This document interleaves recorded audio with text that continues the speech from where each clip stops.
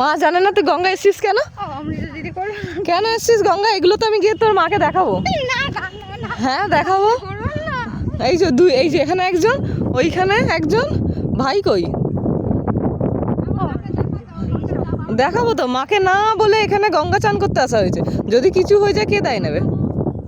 কে দায় নেবে? এই যে সব, এই যে ভাই, ও মাথায় গামছা দিয়ে দাঁড়িয়ে ছিল যাতে ওর মুখ না বোঝা যায়, তাই তো? আর এই যে তোদের বাড়ির লোক জানে কি বলে এসছে?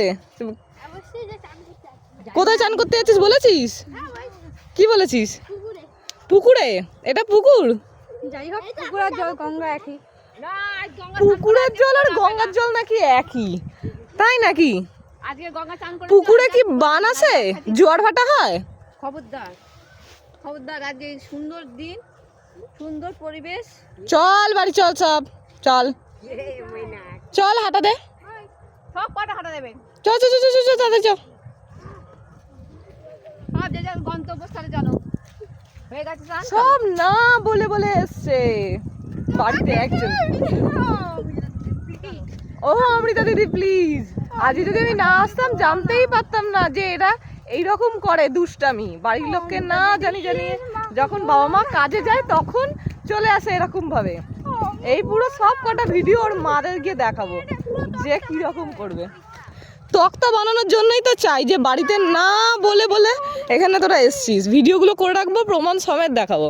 কারণ নইলে এখন বাড়ির কাজের না বিশ্বাস করে না যে আদেও তারা এসেছে কিনা, যে সত্যি সত্যি এসেছে কিনা। মুখের কথা এবার পরে গিয়ে বাড়িতে বলবে যে না আমি যাইনি, দিদি মিথ্যা কথা বলছে, বানিয়ে বানিয়ে বলবে। এই জন্য প্রুফ সমেত কথা বলে। এই যে এখন রিকোয়েস্ট করা আরম্ভ হয়েছে, প্লিজ আমার দিদি বলো না বাড়িতে, তাই তো?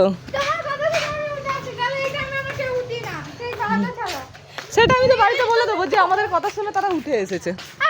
দেখতে পাচ্ছিস? এই ভালো করে দেখে নে, নিজের মুখটা দেখে নে। এই